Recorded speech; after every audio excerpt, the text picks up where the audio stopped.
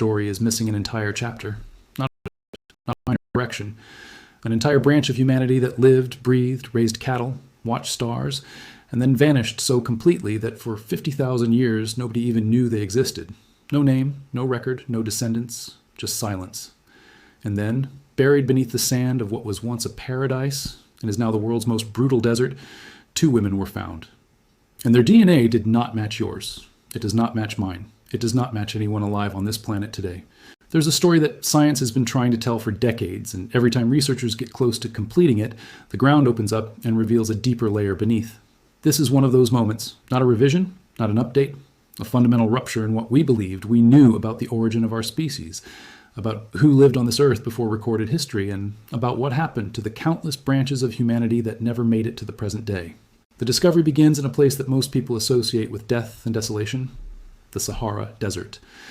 But here is the first thing you need to understand. The Sahara has not always been what it is today. Between 14 to 800 and 500 years ago, during what scientists call the African humid period, the Sahara was not a desert at all. It was a lush, green savanna teeming with life, a world of lakes, forests, rivers, and thriving human communities. Picture that for a moment. The same coordinates that today represent one of the most hostile environments on Earth were once a paradise. Grasslands, freshwater lakes, wildlife, and people. Entire civilizations of people who built their lives, raised their families, herded their animals, and looked up at the same stars we look at today. And then the climate changed. Slowly at first, then all at once. The rains stopped, the lakes dried, the rivers vanished, the green world turned to sand, and everything that lived there, every community, every tradition, every face, was buried beneath thousands of years of silence and sediment. But here is where it gets complicated, because some of those people left something behind that no desert can destroy. They left their DNA. Deep in what is now southwestern Libya, inside a rock formation called the Takarkori Rock Shelter, a small community of 15 women and children was buried approximately 7,000 years ago. The site was discovered and excavated by archaeologists working with the Sapienza University of Rome, and for years the bones sat, documented and cataloged, waiting for technology to catch up to the questions they were silently asking. That technology finally arrived, and when researchers extracted DNA from the teeth and leg bones of 2 of those mummified women, what they found shattered every assumption that had been sitting comfortably at the center of our understanding of human prehistory. These women were not genetically sub-Saharan at all. They belonged to a previously unknown North African lineage that broke off from sub-Saharan populations long before anyone was naming continents. Read that again. Because the implications of that single sentence are enormous. Scientists had long assumed that during the African humid period, the favorable climate created migration corridors that encouraged mixing between North African and sub-Saharan populations. It seemed logical. A green, fertile Sahara would naturally become a superhighway of human movement, a place where groups met, traded, interbred, and exchanged genetic material. That was the accepted model. That was the consensus narrative. It was wrong.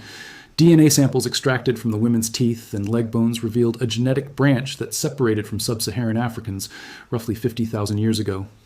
This lineage persisted in the Sahara without significant contact with neighboring populations, making it one of the most genetically isolated groups ever documented.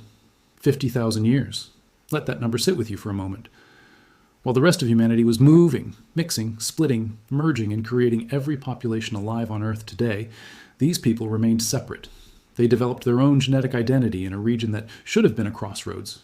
Instead, it was a sealed vault. This is not chaos. This is isolation so profound it borders on the incomprehensible. The team's sequencing of the mummies' full genomes, published in Nature, exposed a genetic group that researchers had only previously detected as faint ghost signals in modern North Africans. Scientists call them a ghost population. And that term deserves your full attention because it is not poetic language. It is a precise scientific designation. A ghost population is a group of humans whose existence scientists could mathematically infer. They could see the faint echo of them in the genes of living people, but whose physical remains had never been found. They were real. They had to be. The mathematics of genetics demanded it. But they were invisible, unconfirmed. A shadow in someone else's DNA, haunting the edges of every population study without ever showing a face. Until Takarkori. The 2 women belonged to this so-called ghost population, one that had only ever been glimpsed as faint genetic echoes in modern humans, but never found in the flesh. For the first time in human history, science had physical proof that this lineage existed. These 2 mummified women were not just archaeological specimens. They were confirmation of an entire branch of humanity that the world had forgotten. A branch with no modern descendants. A branch that lived, thrived, and then disappeared so completely that it left nothing behind except the faintest whisper in the genetic makeup of people who don't even know the whisper is there. Think about what that means. Somewhere in the genome of some modern North Africans, there's a fragment of DNA that traces back to these women, to this ghost people. But the lineage itself is gone. The community is gone. The language they spoke is gone. The stories they told around their fires are gone. The names they gave to their children are gone. Everything is gone, except for 2 naturally mummified bodies in a Libyan rock shelter, and the science powerful enough to hear what they are saying across 7,000 years of silence. The study was led by archaeogeneticist Nada Salam at the Max Planck Institute for Evolutionary Anthropology in Leipzig, Germany, one of the world's leading centers for ancient DNA research. Using genomic analysis, the researchers found that the North African lineage diverged from sub-Saharan African populations at about the same time as the modern human lineages that spread outside of Africa around 50,000 years ago. This timing is critical, and here's why. 50,000 years ago is not an arbitrary number. It is the period when anatomically modern humans first began their great expansion out of Africa and across the globe. It is the moment that seeded every non-African population alive today: Europeans, East Asians, South Asians, Indigenous Americans. All of them trace their ancestry to that single out-of-Africa event, or series of events, that happened roughly 50,000 years ago. And at exactly that same moment, this North African lineage did something different. Instead of joining the Great Migration, instead of following the population currents that would eventually people every corner of the earth, they stayed. Or perhaps they were pushed back. Or perhaps the geography of the Sahara, even a greener, wetter Sahara, created barriers that kept them separated from the rest. We do not know. What we know is that they diverged, and they stayed diverged. And for 50,000 years, while the rest of humanity was having the most consequential series of encounters in evolutionary history, this population remained alone. But here is where it gets even more layered. Because the Takakori women were not just genetically isolated from sub-Saharan Africans, they were also isolated from the populations that came from the north. Genomic analysis shows this group was neither replaced nor absorbed by incoming agricultural populations from the Near East or Mediterranean. At the time these women were alive, the Neolithic revolution was spreading through Europe and the Middle East. Farmers from Anatolia were transforming the genetic landscape of half the world. Near Eastern populations were expanding in every direction, carrying agriculture, new technologies, and new genes wherever they went. That wave reached North Africa. It reached the Mediterranean coast. It reached the Nile Valley. But somehow it did not significantly reach Takakori. The women in that rock shelter remained genetically untouched by the world's most consequential demographic transformation. And yet, and this is the part that demands careful attention, they were not primitive. They were not isolated because they were weak or backward. We know that these people were pastoralists, meaning that they kept livestock like cattle. They were herders. They had mastered one of the most sophisticated innovations of the ancient world, the ability to domesticate animals, manage herds, sustain communities through careful stewardship of living resources. This was not a simple skill. It required planning, communication, knowledge passed across generations, sophisticated understanding of animal behavior, and social structures capable of coordinating that kind of long-term effort. These were not people who stumbled through the Green Sahara in confusion. They were organized, they were skilled, they were intelligent, they were fully human in every sense that matters. But their genetic independence poses a question that science is still wrestling with. Their genetic isolation suggests they adopted this lifestyle by exchanging knowledge and practices with neighboring groups, rather than through migration and subsequent genetic mixing. This is one of the most significant conclusions buried inside this study, and most coverage of this discovery has completely missed it. The assumption in archaeology for decades has been that major cultural innovations, farming, herding, metallurgy, pottery, spread primarily through population replacement. One group moves in, carries their practices with them, displaces or absorbs the existing population, and the innovation spreads through genes as much as through ideas. That is the model. That is what the textbooks say. Takakori says something different. Takakori says that an idea can travel without the people who invented it, that knowledge can flow across a genetic boundary, that innovation can be adopted through contact, observation, trade, and cultural exchange, without any significant intermarriage, without any detectable genetic mixing. The Takakori women herded cattle. Their neighbors may have been the ones who first domesticated cattle, but those neighbors left almost no genetic trace in the Takakori population. The practice spread, the people didn't. This process, known as cultural diffusion, demonstrates that ancient peoples were exchanging ideas, sharing innovations, and adapting new technologies without necessarily being conquered or displaced. Change came naturally through curiosity and exchange, not force. It is a detail that rewrites not just what we know about this specific population, but how we think about the entire mechanism of cultural evolution in the ancient world. Now consider what else this discovery upends.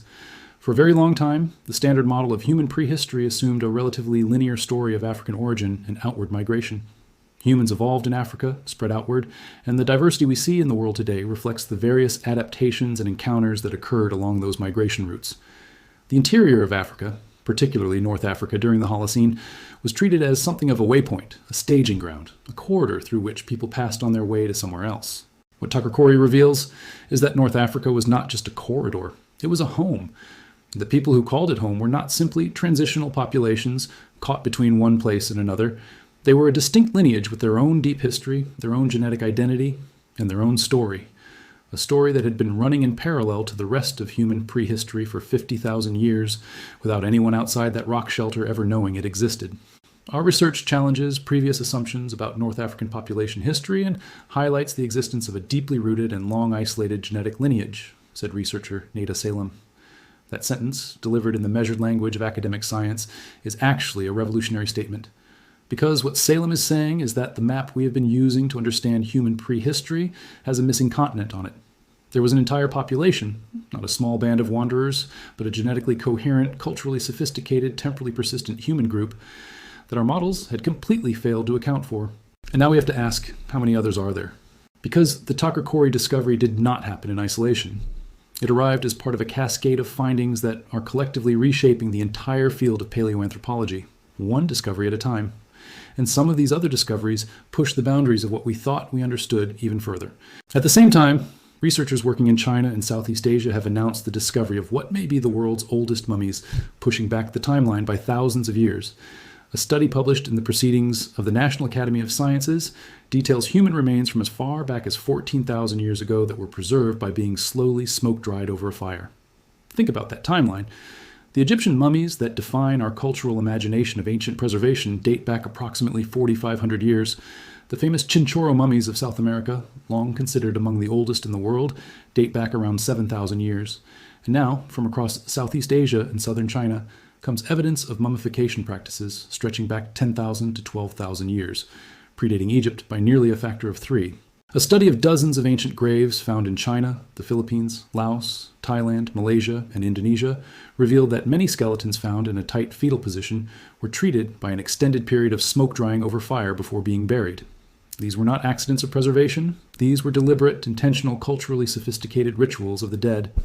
Ancient hunter-gatherers in Southeast Asia were not simply discarding their deceased, performing elaborate post-mortem ceremonies that required planning, community coordination, knowledge of fire management, and beliefs about what happens after death that were complex enough to generate an entirely coherent and consistent mortuary tradition.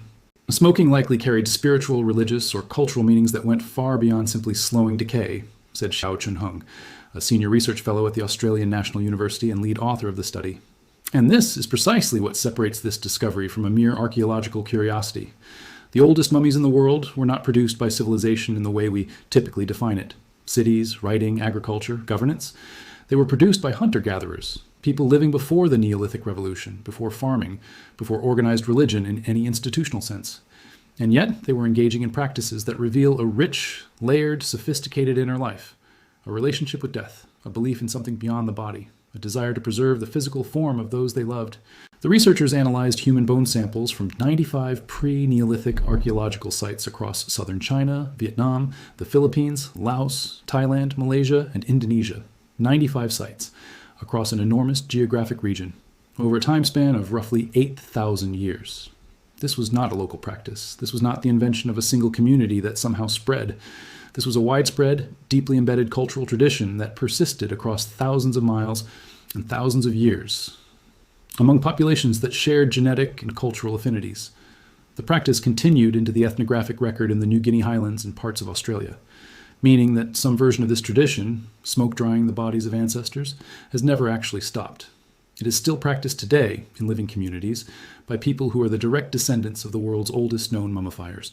That is one of the most remarkable continuities in human cultural history.